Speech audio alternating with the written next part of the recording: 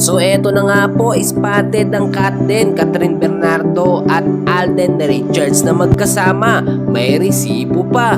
And bago natin yan ipagpatuloy kaibigan, huwag niyo po muna kakalimutan mag-like and subscribe. Maraming salamat po. Well mga kaibigan, unahin na muna natin yung naging ganap nga po or event nito nga pong si Alden Richards sa Baclaran. Which is kung titignan ho ninyo, no, ay pinagkakaguluhan talaga ng mga fans itong si Alden Richards. Hindi po magkamayaw ang kanyang mga pas mga kaibigan. Nakita naman natin, nag-traffic pa. Bukod pa po dyan, napakagandang balita din dahil endorser nga po ng motor, no, or panibagong modelo ng motor sa Pilipinas, etong si Alden Richards. Pero take note mga kaibigan, hindi po nawala ang pagsuporta ni Kathryn Bernardo dito po kay Alden Richards.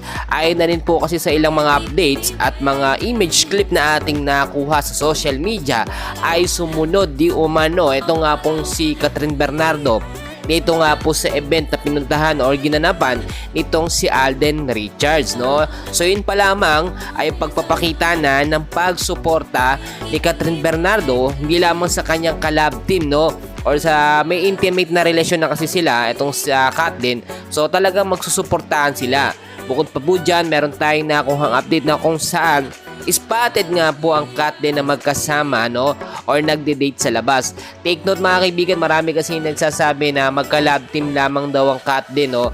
At pagdating daw sa totoong buhay, kapag walang taping mga kaibigan, hindi raw sila masyado nagpapansinan or yung typical lang na hi hello. Pero nagkakamali po mga kaibigan yung mga bashers ng Kathryn. Dahil nga po, no, kahit sa labas or kahit walang camera sa harapan nila mga kaibigan ay napaka-sweet po nila sa isa't isa. Lalo na po si Alden Richards mga kaibigan na alam naman natin, no, kahit yung pagbibigay ng bulaklak niya, kinikilig na po si Kathryn Bernardo doon mga kaibigan. Though hindi pa rin talaga mawawala yung mga issue, lalo na tinitira ng ilan etong si Alden Richards. Sinasabi na hindi daw babae ang gusto, bagkus lalaki nga daw, bakla nga daw itong si Alden. Kasi nga daw, kung hindi daw bakla si Alden, dati pa daw nagkaroon na ng girlfriend yan mga kaibigan, or meron na yung mga naging karelasyon na iba't ibang mga babae.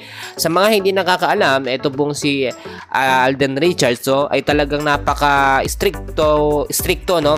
Or stick to one lamang siya talaga. Hindi ho siya yung basta-basta manliligaw tapos i-break din or maghihiwalay din. Kaya hindi nakakapagtaka na natatagalan po magka-girlfriend.